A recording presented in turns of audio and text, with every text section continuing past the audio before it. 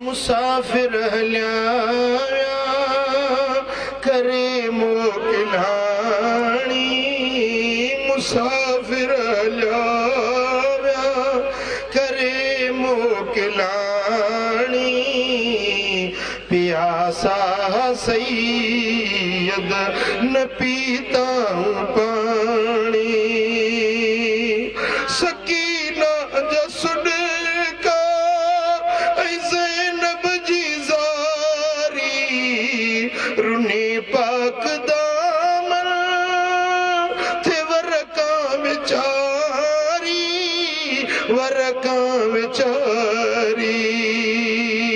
अबाणन जे खातिर हुई सुख